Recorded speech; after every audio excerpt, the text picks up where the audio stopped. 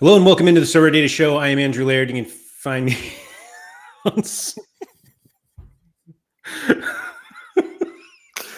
Hell of a start. I'm Lairdinho on Sorare, joined today by GatorGuy231, who was dancing. And to be honest, I wasn't even looking like where you were on the screen, but I just saw like a popping head, and it just totally threw me off. So the fact that I like not every week and maybe a different day, I don't know what music's coming on. I'm like, okay, that one hits. I like. All right. That's the original collection time only music. Okay, see, which changed to the Wednesday music. And didn't Nep like that? Like Nep was a fan. Yeah, I think so. Yeah, I get it, Nep. I get it. Shout out to Nep. Thanks everyone for coming in. Malky Primero on the podio. Here we go. Limited whale 5% here to claim my podium. Unfortunately, I can only listen in 2x speed like a psycho. I may have added a little bit there. Keith's all on board there. I support it. I love this. Tom Brimson, no podium today, Bob. Bob Franklin, not here. But let's see. Maybe he'll check in. Anyway, congratulations to you three. So rare, so Spursy. I guess I'll have to settle for fourth. That's right. Mikey Baston, what's up? Yes, please hit the like button. Major NFT. Like is smashed on arrival. We love to see it. We love to see it. Toby, what's up? You have a lot to say, and we're going to get to it. Don't you worry. SGT Packus. Did I get that one? Nope. There we go. What do we got here? Red Panda. Parrot Press. We got all the animals today. So rare, Jujo, Bazar. I wasn't like calling you guys animals, but you know. Greg Morelli, first time. Let's go. Let's go. Thanks for coming in. Greg Shaforkel in the house. Thank you to everybody. Don't forget to hit that like button. Keith, we want to talk about how we play So Rare, or that we're going to play it how we want. And it wasn't about specifically what you were doing, but we are going to get into that. Coincidentally, what you were doing came up on Monday's show with Sean, when he begrudgingly gave you credit for playing So Rare well. I've never seen someone struggle so much with a compliment before. So it's funny. I was the psychopath on 2x speed listening while walking the dog. Not even close to So Rare steps. But shout out to you, by the way, for that. I see that on my timeline a lot. Like, it's pretty cool. I'm averaging like 4,000, so I'm not doing well over here. No, unless your goal's 4,000, and then, hey, way to crush it. But can you give me what Sean's face looked like in that moment? I don't think I can. I don't think I've ever said something that I just didn't want to say so much than the way that Sean. Yeah, it was just dread that he had to. He's gonna hold on. And probably in his head is like, he's gonna hear this too. Probably, he might have said that. But it was like he was so disappointed in himself that he couldn't think of someone else quickly. Just anyone. He could have made up a name, and I'd be like, oh, I don't know them, but okay. And he's like, yeah, they're really good. And I'd be like, okay, sure. And but no, look at you. It's like, they're French, they're Dutch. You can't listen to them and confirm later. Just trust me on this. Just trust me, yeah. It was great. It was great. Anyway, a few more people popped in. Tuggy, of course. Hatlingen. Huh. I think I've said this Hatlingen the entire time, but now I read it as Hatlingen. I'm the wrong person to ask. It's funny. I've said Hatlingen like 100 times. Anyway, you can finally catch one live. I'm training football volleyball Monday through Thursday every day, but I'm injured, so I can watch this one. Congrats on your... That sounds like a hell of a homies episode right there. Just a training football volleyball in a week. Like, I want to know more. Yeah, that's probably... This is great. Mike said Sean was probably hoping you wouldn't hear it on the 2X.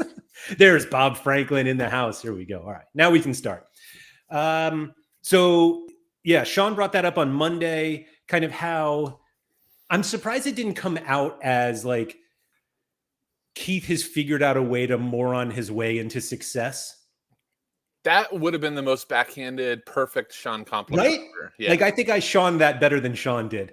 You did. So then had previously talked about what you're doing, and we'll get into what you're doing, which I do not consider to be a moron move, but also great conversation in the So Rare Scandinavia Discord today, pretty much about somebody who the topic was centered around, do I buy in-season limiteds or classic rares? Because the prices are about the same. And there was a great conversation about it. Toby was in it, and Toby and I kind of see it on the same way. So I'm going to let him say it. But he said, I always argue playing how you want to play is better long-term than trying to find the optimal GTO strategy.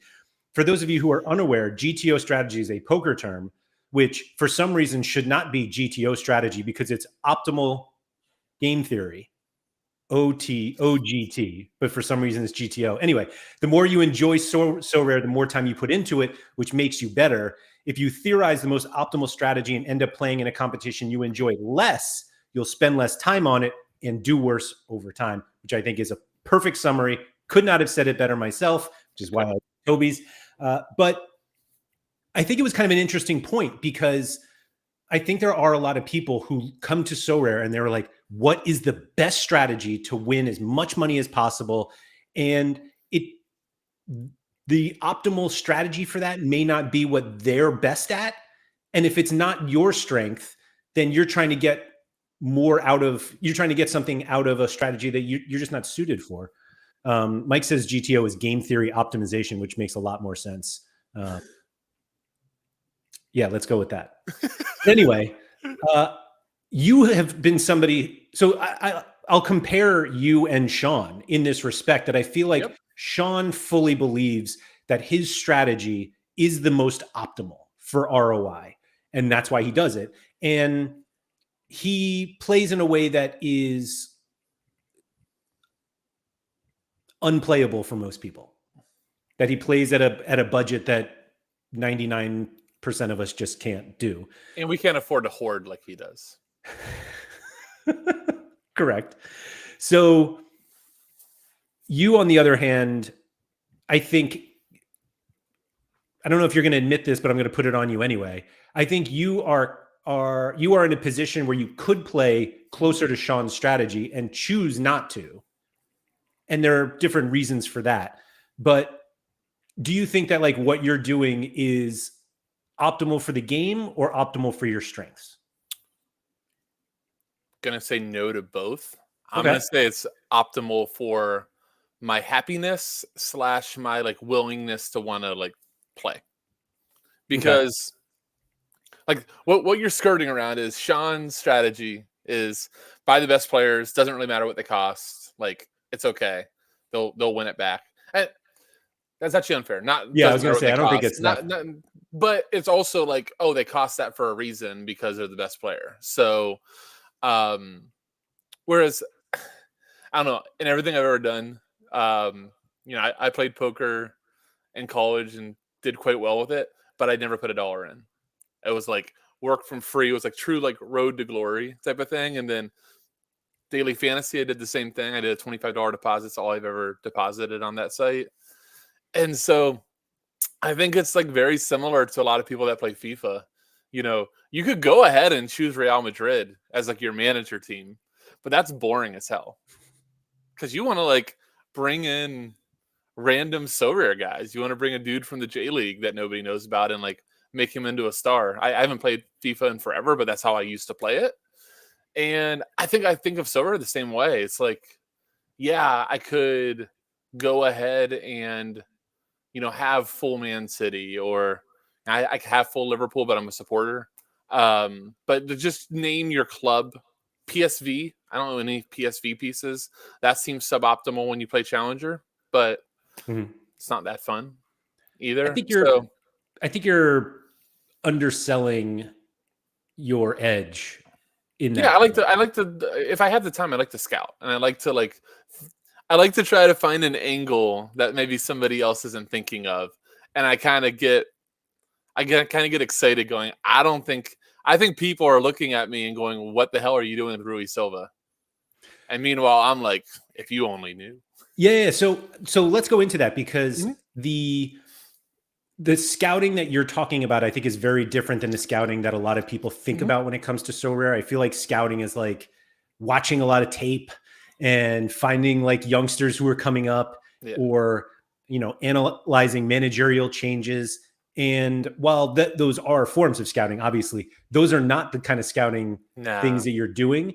And I don't know if there's like a real difference between like scouting and like researching, but I feel like yours is, for some reason, I don't classify what you do as scouting, even though it probably is. It's more planning. I think maybe it's Maybe more it's like maybe it's as simple as that. maybe it's like game week planning. I'm with you. I actually don't know the right way to describe it too, but like the Betis is what we're skirting around. I did Real Betis limited and rare in season out of almost like trying to prove that you could maybe do something at a There was no almost trying to prove. This is no, exactly what you're trying to do. Well, well, I mean, it's. I think there's a difference on that, and why I'd probably say almost is because if it didn't work out, I wouldn't be like crushed and devastated and go, That's "Oh my fair. god!" Like the end of the world. I'd be like, "Whatever. Let me try. Let me see if I can find one in Germany and do this." So I'd probably like literally like pick different or different countries and just do it that way.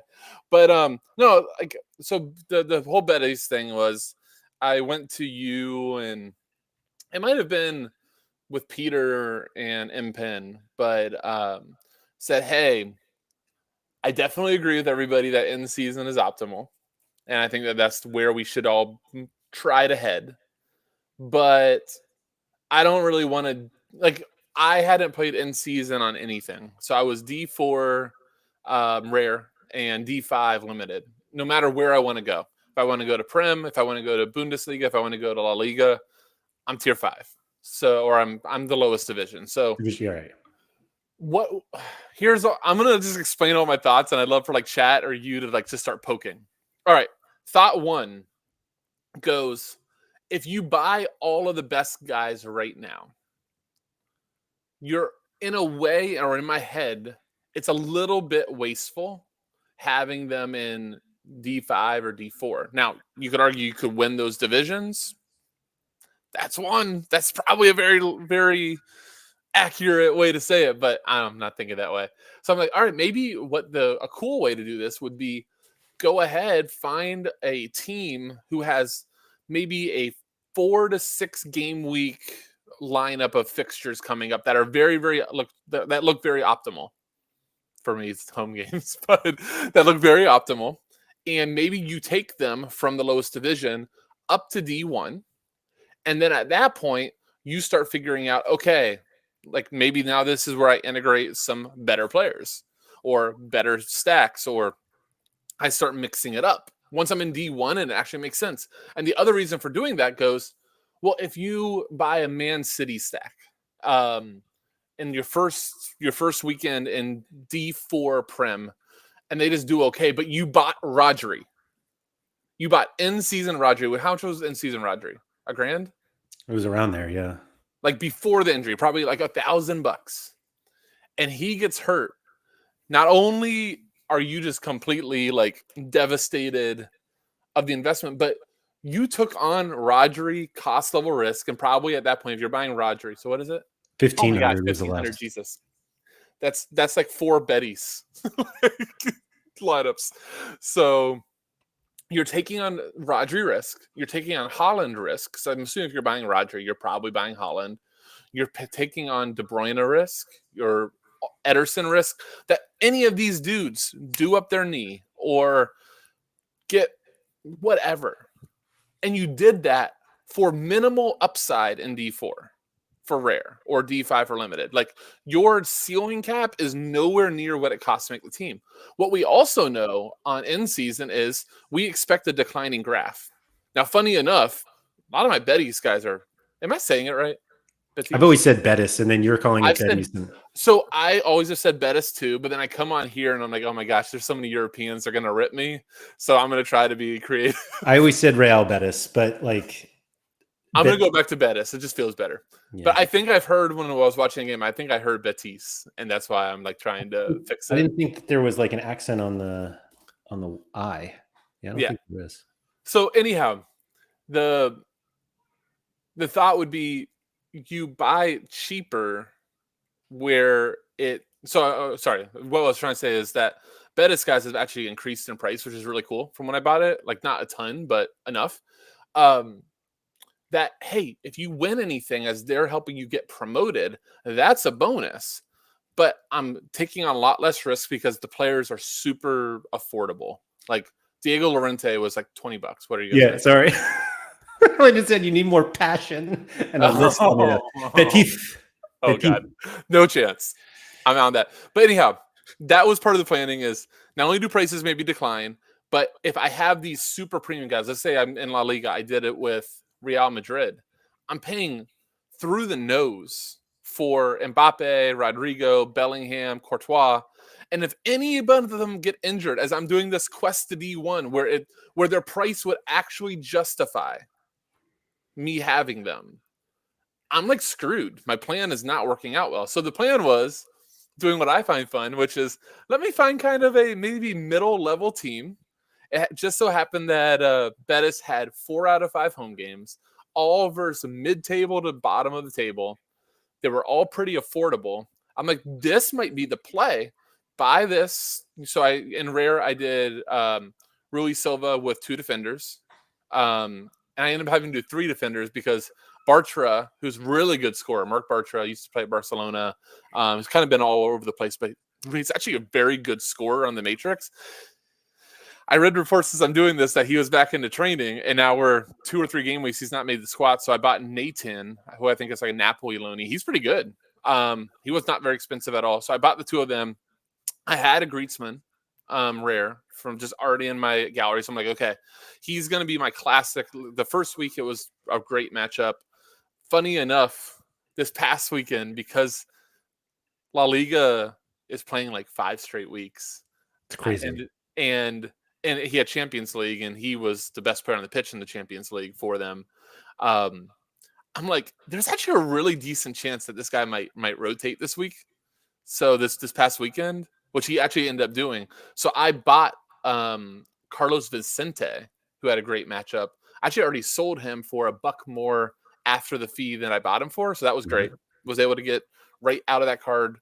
And then I just had to pick up a random mid. So like this lineup that you're showing, I did Danny Rodriguez, who's taking sets. I believe it's Mallorca. Yeah. I'm like, I don't know that logo too well, but he had actually scored very well. He was a pretty good pick scorer and was doing well. He had a bad game. It's Red actually card. funny. Unlucky.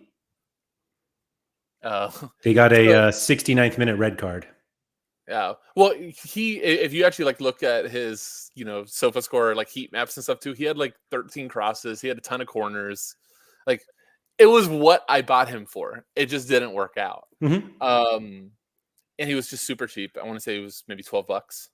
$12.50. Way to go. $12.50. Yeah. So yeah, that was the thought: is do this on the cheap, get it up to D1, and then reevaluate when it gets to D1. Most likely. Oh, by the way, Rui Silva bought him as a condom wrapper, came out as lightning bolt. Let's go. That was a fun little surprise. But all this was to say, so that I can shut up and you can talk. Was I don't want to take up a ton of risk on my way up to D1 for minimal payoff. So buy cheaper. And then the thought process was, if I really have fun with this, look, I don't have to sell these Betis guys. I have the spreadsheet up. I think I'm in for $220 for all those rares. And my thought was, I don't really have to sell them. I could just go ahead and restart this again if I really enjoyed it and I go buy some better players for D1. I could put them back into another squad of D4, work that thing up. Maybe I don't have the same great run of fixtures and it takes me a little bit longer. But that was the thought process. So a few people have been commenting on this, and I wanted to go into it because... Yeah, sorry about that. I literally... No, not at all. Just to try to keep my thoughts. We needed to hear it all out. It made a lot more sense. Rigamon said Nep did this with Leverkusen and Bayern players in Division 5 and won it last game week. But that does not take on the whole problem with risk. So this lineup, it's Gulashi from Leipzig, Grimaldo and Wirtz from Leverkusen. Wirtz, he won. Did he win Grimaldo? Oh, okay. So he won Grimaldo. That's a great price on Grimaldo. What's that? That's a great price on Grimaldo. Yeah. I've won 2 Grimaldos and sold them both. Olise and Kane cost more than Keith's entire lineup. Rare lineup, right. And so the Oreo here says, I'm going through this exact scenario right now. Started in Division 4, Premier League, La Liga, and Bundesliga. And from my experience so far, you get promoted super quickly if you use Tier 0 and Tier 1 players. So I don't think that the speed of promotion outweighs the significant cost that you have to outlay to play those players in Division 5, 4-3-2. And that's kind of like Keith's point is instead of putting out this huge outlay of money in order to climb, you can climb for cheaper and then spend the money to win D1. Well, to win the reason they cost what they cost. Like they cost Harry Kane and Olise and Haaland and Rodri and Mbappe. You name the T0, Tier 1 stud. You're paying their premium not only for their name, but because of what they can win you in D1. Not because of what you can win in D4. Like Nep won, what, 70 pounds there? Dollars. And how much did Harry Kane alone cost them? 220 something. Okay. So he top 1% outcomes.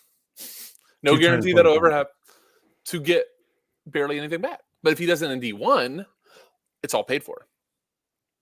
And by the time he gets to D1, this is where like it was really kind of screwing my brain, and I think very different than a lot of people. But I'm like, all right, so I finally clean on the D1. I have Harry Kane, I have Olise, and it's in the most obvious spot ever that they're all going to rotate.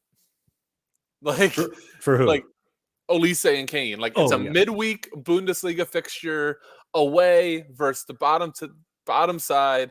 They've got let's say they have Dortmund on the weekend. They have Champions League the next following midweek, and like everybody's looking like, dude, there's a 50-50 shot they're resting. And so now what am I going to do?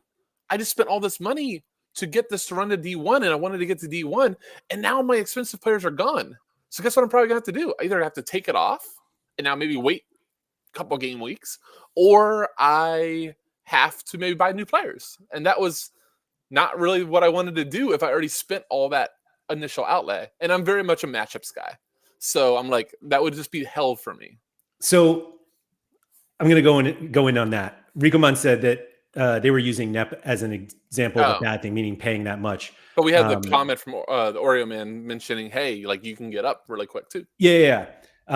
Interesting point also from Ricoman said, by the time that you're ready to buy these players for D1, they'll be cheaper, which is definitely an interesting. Well, no, that was part of my thought too. Because again, that declining graph, not it's been crazy. The prices, funny enough, since I started this have risen across the board. But I don't think we're expecting that. It's going to get to a tipping point where it goes the other way. Sure. Well, I think so. Halogen said, are you ever getting that Betis team out of D2? I don't even want to get into that. Yes. This week.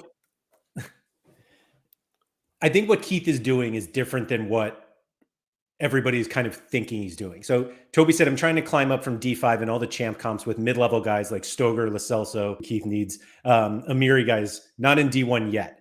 And Daniel said, I think we are underestimating how quickly or overestimating how quickly you can get promoted with a weak team. There might be a sweet spot though, although you'd get to accumulate better XP on the stars if you got them earlier too. Like everybody's missing kind of. Keith is not buying mid-level guys to move up to D1. He is identifying a stretch of very good matchups for a group of players to allow him to move up and then attack Division 1 with guys that are super affordable. And keep in mind too, like I got opted out of I think $50 this past weekend, but you're accumulating along the way. And again, like if I pick a better player than Danny Rodriguez that first week, I'm probably in for $30 to $50. This past weekend, it's not like you're like if I only had I'm like blanking on a great La Liga midfielder at this point. I literally almost said Tony Bellingham. Cruz. Just go Bellingham.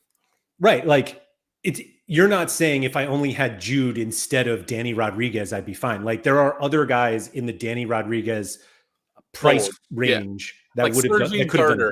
Like Sergi Darder or sure. John Moncois. Guy, I'm going my DFS brain right now, but like these guys that nobody knows, they're not on great teams. They don't score well, a ton, but home versus Valladolid, home versus Mallorca, home versus Alves, all these little spots that you go, oh crap, defensive mid set piece taker in La Liga. Mm-hmm.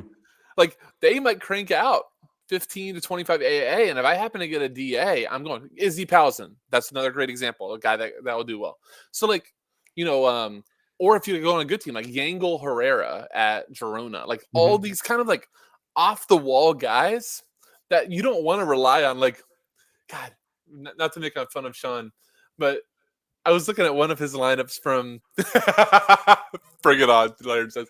But you might remember, I think I probably told you, he had this lineup with Mbappe, Yamal, and then I think it was Nathan. I think it was my guy from Betis, Nathan. I think it's Natan, so I'm going to go Nathan. And it's like, what are you doing there? You do not belong in these. Like, I joke with you, like, it's if any Americans are here and know Little Giants, Spike is the great football player, gets put onto the wrong team, and he's like, Spike's in football hell. That's how I figure that, like, Mbappe and Yamal are doing. Like, what is this guy doing over here? Get him out of here. Bring me in somebody that deserves to be here. But, like, the whole goal is to find these matchups and to find this way to squeeze all the juice you possibly can get out of somebody. And then, at the end of this, if I'm like break even with Betis guys, I'm just going to sell them and then go ahead, buy a little bit better. It's probably not going to be a Real Madrid or Barcelona because that's really not that much fun for me. But, if I can find like another stretch maybe of a better type of team than Betis is. I'm really screwing up the. Yeah, I think you've said it differently every time. I didn't even know there were this many ways to say it, but you found them out. Dude, this show makes me nervous because I get pronunciation checked so much that I'm like, oh God. But the whole goal was just to do this in a way that other people would not do it.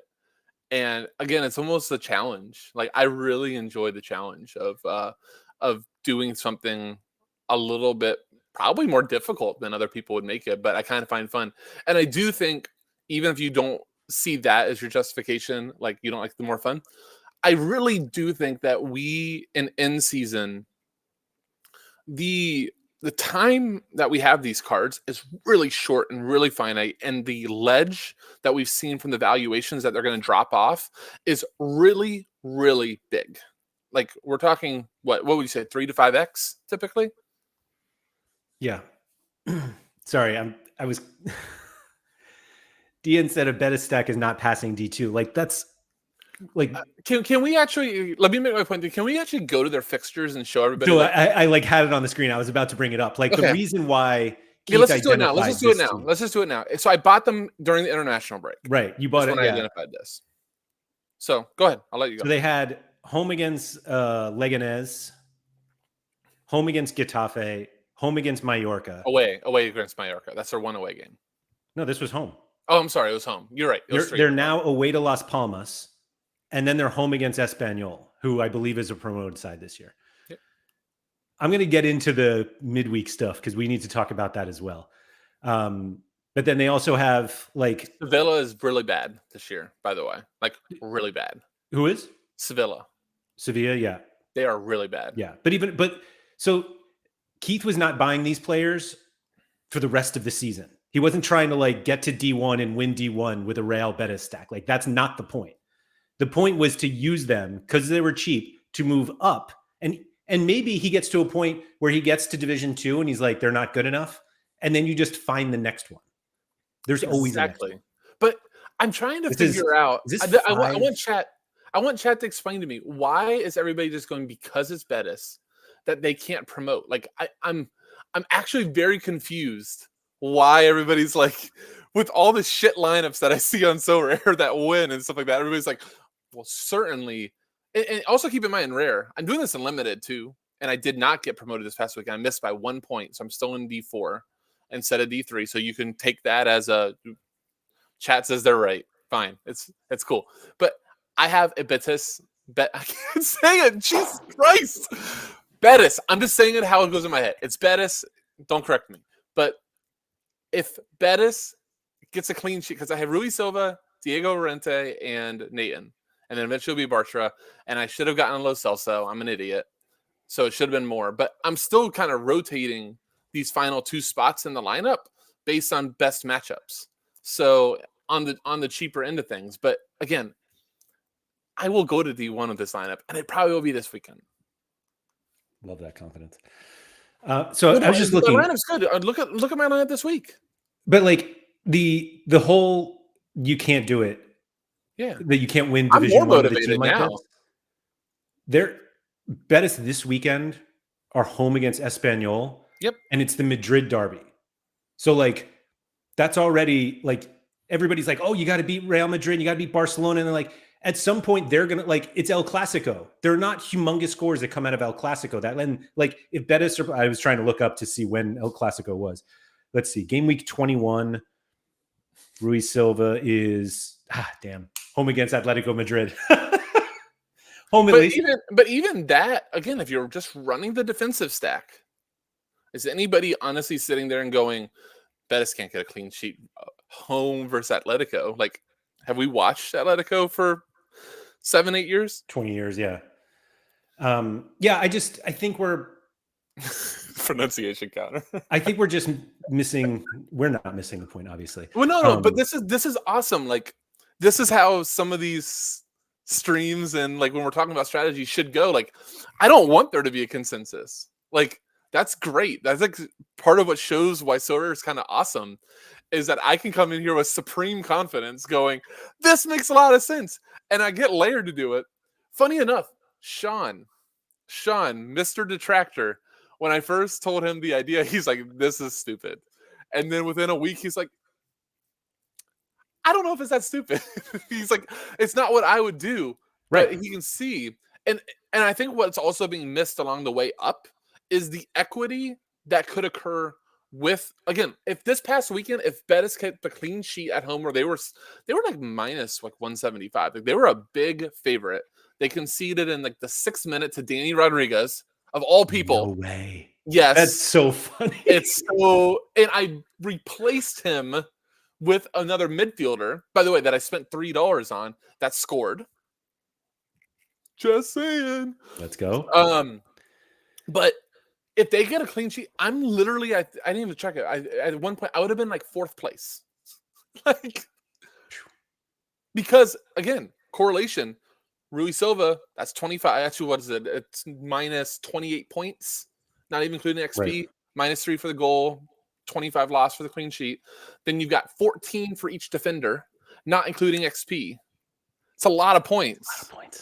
So you start adding the math, and you're like, and it was just one outcome. And the craziest thing about that goal, I was like hoping Sofa's score was wrong, because Lo Celso scored, and 20 seconds later, there's another goal. And, sometimes the intern falls asleep on his phone and accidentally clicks the goal and then immediately get the score correction. I was hoping that was that. I love that you think an Opta guy's scoring the entire game on his phone, and you're just like, oh, that's a goal. So I think the only time we've ever seen this was like in like, it's like this old, I've seen that video, you know what I'm talking about, right? Where the guy's like in front of a computer screen, but like not flat screen, like CPU screen. Yeah. So why is it absurd? Wider than it is, like deeper than it is wide. No, dude, I'm picturing the intern. I'm picturing the dude that's doing the Betis game is like 21 in college, drinking a few beers, has his phone up, scoring the game, and watching it on his dorm room television. That's what's in my... So there was a question earlier that I think you need to absolutely address. Malky said, but is this actually how you want to play? Or is it because you feel constrained to do something like this? This is a want. Yeah. I just to make this very clear, it's exactly what Keith wanted. I actually don't want to come out. I'm very fortunate that I'm not playing this game for financial upside, nor is like, I don't have the stress, very, very fortunately, of this. Like, if I make a mistake, it sucks. Like, I count every one of my dollars, but it's not like affecting me at home. Like, it's not my kids not going out to eat or getting food, like none of that stuff. So if I wanted to go buy Real Madrid stack right now, like I could go do it. It's just, that's not fun at all. Yeah. Like, I just don't feel like there's it's not cheating the game, but if you're kind of a weird person like me that really enjoys strategy, that feels like cheating. Yeah, well, that's a fun way to put it, actually. Daniel said they can promote. I just think you're more likely still not getting promoted than you're stuck where you are. Of course, it can happen. It's just a risk that you take. I still prefer taking the stars early. Like, but do you understand, Daniel?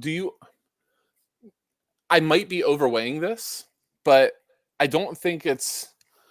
I I don't think it's an overweight to just understand you potentially taking a risk when you're paying the highest price. So, I mean, we're still early on. We're still pretty close to peak pricing to go play D4 and understand that a Rodri situation can happen. And Rodri goes from $1,500 that you just paid for to $100. And now, not only like that's going to take so much time to recoup. Versus if Diego Llorente goes and does his knee, it's $20. So Daniel was saying, I don't think it doesn't make sense if you're on a budget. Buying a team that has a great fixture run is a good idea, but if you can afford the stars, just buy them and make life easier.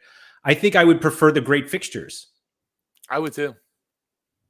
Like you and I, and Harry and I were talked about it a little bit yesterday, but I think that people vastly underestimate fixture strength in this game. It blows Especially my for mind. defenders. Especially defenders, by the way. Defenders and goalie is like, because, and also I think, let's go into another one. The league matters a ton. Like we were trying to describe this to explain this to Tuggy, who I'm excited for him because he's excited. But Tuggy comes to us yesterday and he's like, I'm buying Bundesliga. I want to do Bundesliga. And I think my original thought was but hold on, wasn't it Bundesliga for like $100? Is that what he said? It was like really cheap. And I'm like, I appreciate that. Just understand in like Bundesliga, there are so many decisives. There are so many goals. That is just a high scoring league. You pull up your score charts and you're going to see 4 or 5 goals all over the place. You go to La Liga. That's not how they play Spanish football. Like Real Madrid does when they're in a good position. Barcelona does when they're in a really good shape. But the rest of the teams, not so much. Mm-hmm. The one that where was that comment?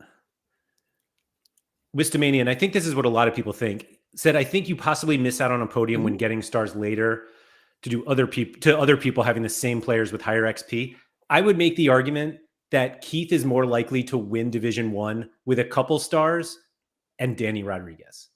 Because he found that the matchup is good that week. Like every star that you have doesn't have a great matchup every week. So you need to make sure that your stars have great matchups in the same game week. And also sometimes it doesn't matter. Sometimes you get huge scores from players with terrible matchups and it just like, and your stars don't.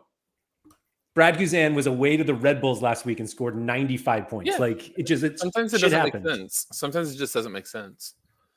And guess what? You could have paired, I don't know their center backs offhand. I think like Luis Ibrahim is one of them. But like you could pair an Atlanta center back with Guzan. Terrible matchup. And not only does Guzan hold the clean sheet, but the guy gets a clearance off the line. You're just like, how did I get 182 points off this terrible matchup? Like, stuff happens. Daniel said better teams have more good fixtures as they have favorable fixtures against the 5th through 10th place teams, whereas Betis have fixtures. Their good fixtures are against 12th through 20. Do you understand that the entire run of those Betis fixtures were against those 12 to 20? That's kind of the point. The point of the Betis move was not to play those guys every game D1 for the or entire D1. season. By the way, the plan literally, receipts are out there to you and to whoever else I told about the strategy. It literally was when I get to D1, I'm not playing these bums. It's like I'm buying these guys for the trip up. Anything I get, by the way, we haven't even talked about boxes. Like I pulled a $50 card out of one of the boxes, or I pulled 20 essence that then became a $50 card. So like you also have boxes, chance at cash. And let's say that you're just somebody that does not want to sell them.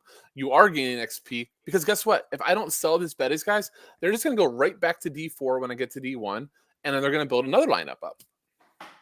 And maybe it takes a lot longer because what we do know when a team has this type of run of fixtures, there's also going to be a horrible run of fixtures coming up where it's like Barcelona, Madrid.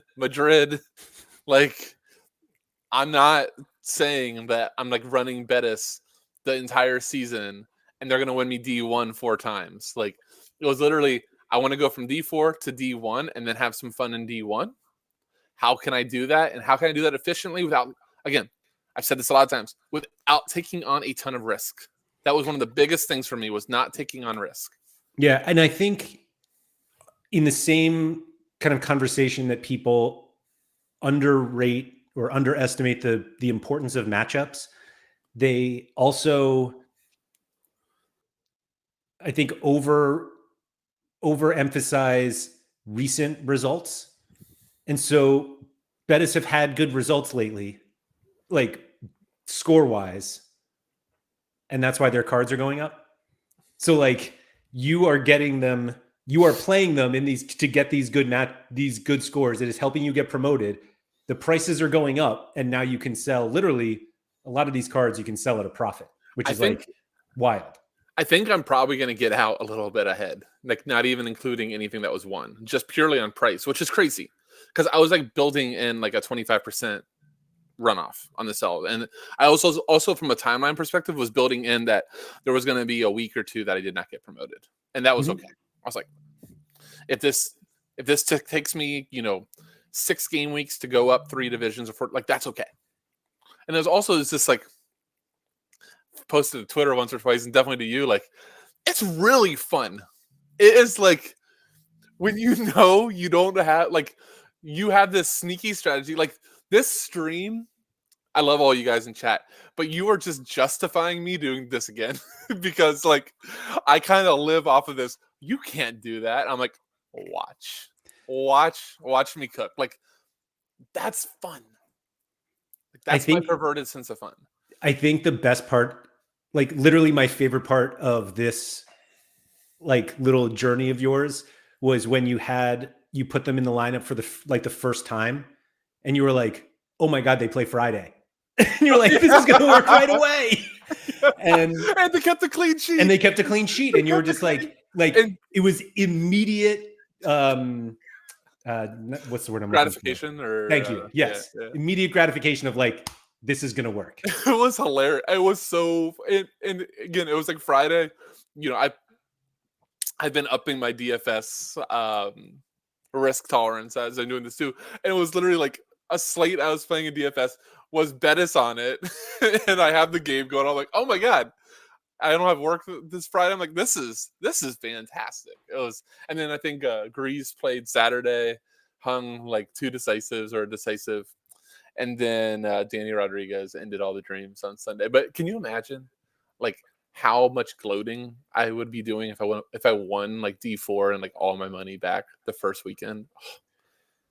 With Danny freaking Rodriguez dropping 100. Could you even win your money back in D4? I have no. So here's the funniest thing. I did not look the whole time like what you can win in each one because that's not the point.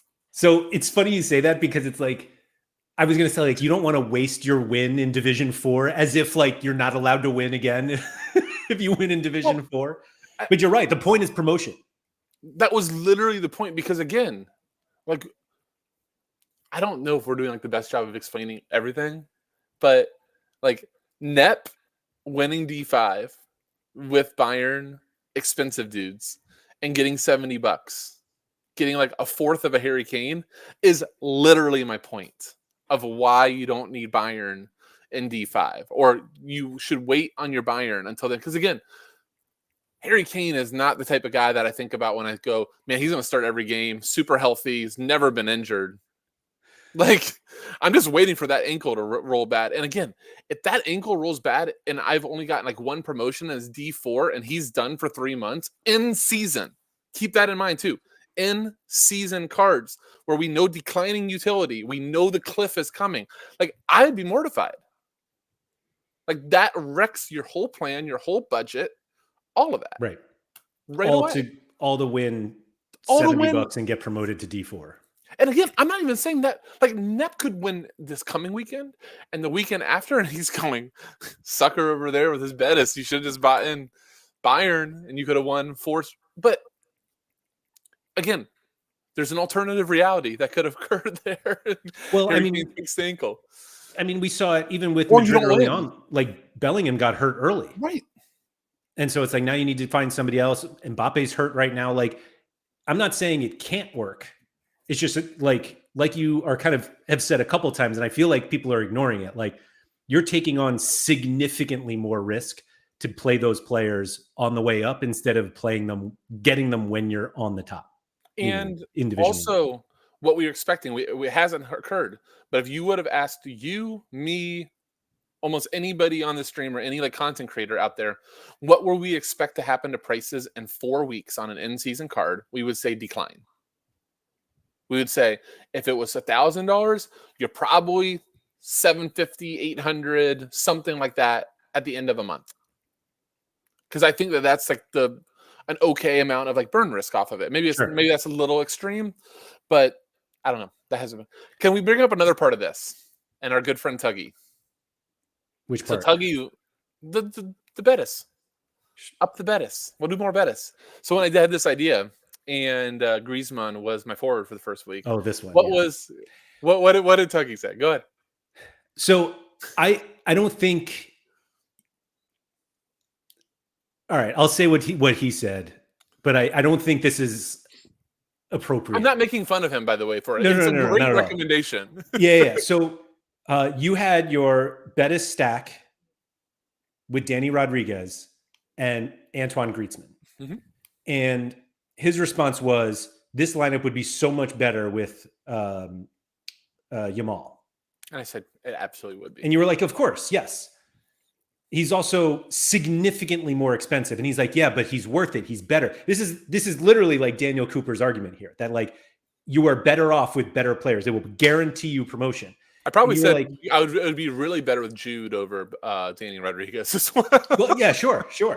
And so it kept going back to that. Be like, Yamal is better. You should have gotten him. And then Yamal outscored Griezmann by 3 or 4 points. I think like it wasn't that bad. No.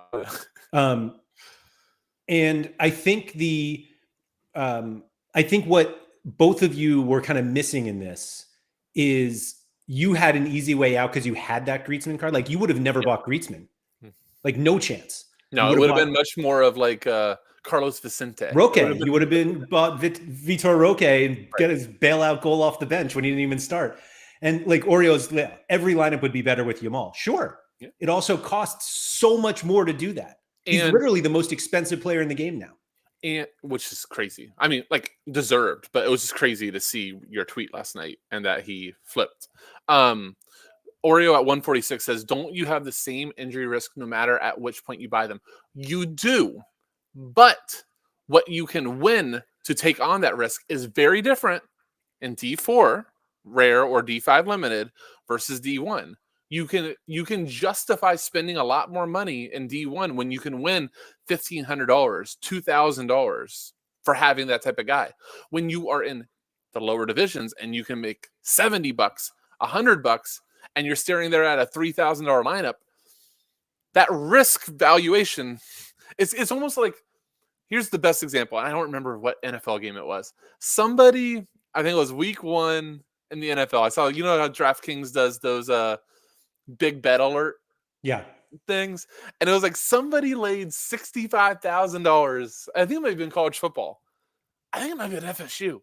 But it's something like that. They put like a huge amount. I know exactly what you're saying. Yeah. It was like $60,000 to win $1,000. Yeah. And they lost. It was the game in Europe. I think it was maybe. I'm not 100% sure. This might be the wrong. But you've seen these things and you go, why the hell would you do that? Mm-hmm. And they go, well, they were never going to lose. And it's not a perfect example, but I could argue, why are you buying Yamal in season to play in D4? If he does his knee this weekend, you understand that you risked $1,500 to win $100. And I go, that's not a good thing. Again, I get it. Sorare is different. You keep the card. The chances of him doing that are low, but it still exists. I don't even think the injury, like obviously you should consider that, but it's almost like, would you rather pay $1,000 to have a 70% chance at winning $100? Or would you rather spend $100 with a 50% chance at winning? Right. Math tells you 100. That's a little too high. No, but I get what you're, because we're also saying like, hey, matchup here. We're picking our dude. We're in the value bin, but we're picking the best option in the value bin based on one weekend. We're not saying like over the course of a season, this is the great play. It's just one weekend. You didn't do it over one weekend. Like your plan was over six. Yeah, six-ish. But keep in mind, this is what I'm probably not doing a good job of explaining at all. The plan was for rare, Betis, defensive stack versus all these crap teams and a lot of home fixtures, with me picking out the other two spots. And the coolest part about in season too is you just need one more in season. If you have the three, that back line, you have those all in season. Now I'm like classic forward or in season mid, classic mid in season forward. Like you can keep going back and forth and decide like what's the best value, because like this past weekend I identified Carlos Vicente and I thought there was a good chance that I just like him. He's a DFS guy. Somebody commented earlier that he's awesome. Yeah, he's fun. And his in season wasn't very expensive. I want to say it was $65. And I'm like, okay, let's do that. And then I needed a mid. And I looked through pick scores and I looked through my matchups. And Ruben Garcia, who takes all the sets, I think for Osasuna maybe, was $3. His name is Ruben Garcia. There he is. Ooh. Neck tat. I literally will say he's an older guy with a ton of tattoos. but yeah, I got bailed out like crazy, right? But yeah, Osasuna, but they're home to Las Palmas. He's a winger and he takes most of their set pieces. I got really lucky. But that's okay. But again, it was like he was in position to get lucky or be on the end of a decisive action. And again, I'm out $3 to do that. And I can't remember if I took it, but I sent it to the bots, and I think one of them offered me $2 back. So like, you're out. Yeah, I think Keith doesn't love Real Betis. Maybe he does now. I kind of do. What he loves is good matchups, and he found a team that had good like it could have been anybody that had those matchups, and he would have gone after them. Like that's the point. Can I actually give it another example too? Can you pull up Freiburg? Because if I was going to do Bundesliga, that is who I had looked at for doing Bundesliga. The reason I decided not to do Freiburg was I don't know enough about them, and they had a backup goaltender starting the first like 3 or 4 weeks. Sorry, what? Goalkeeper. What about it? You said tender. I'm not letting you get away with that one. Oh, goalkeeper? And it's a goaltender? You said goaltender. I'm like, hold on. I said tender instead of goalkeeper? That's weird. No. You said goaltender. You can mispronounce anything else, but I will not let multiple people on this channel say goaltender. Hold on. So what then does GK stand for? You think there's a T in? No, I'm looking at like all of my like soccer lineups. I'm not playing DraftKings because it says GK. Yeah. My goalie spot. So what am I supposed to say? I'm saying you said goaltender. Oh, I did? Yes. Did I really? Yes. No way. Yes. And I had to put my foot down. Hold on, I'm an idiot. I don't know where that came from. I have no idea. It's something about the Sorare data stream sauce. It's just I can't talk. I won't have it. But anyhow, you could find 17 more ways to say Betis, but I will not stand for you and Sean both saying goaltender. I'm at a loss. But anyhow, Freiburg, the only reason I didn't do, because I was going to do Bundesliga too, and try to do the exact same thing. Mm-hmm. I had a bad feeling I buy the one goalkeeper and he sits, or I buy the other one and he keeps starting. It was just going to be bad, so I just bailed out. But can you go ahead and look at their fixtures and look at the last two game weeks? So this is Atabolu, their goalie. So yeah, he saved 2 penalties and then apparently got hurt. Yeah, but look at the scores. 2-1. Yeah, but can you pull up the game sheet? So we'll look at the Bochum first, and then the next game that they smashed. What about it? So if you do Freiburg, Grifo is the first guy that you picked. Yeah, easy. It would probably be in Doen. Is that how he says his name? Rita Doen. Yeah, he's a forward, right? Yeah, he's normally been pretty good. That was not a good game for him. But then there's a center back there that did really well. He does pretty well often. That guy. Yeah.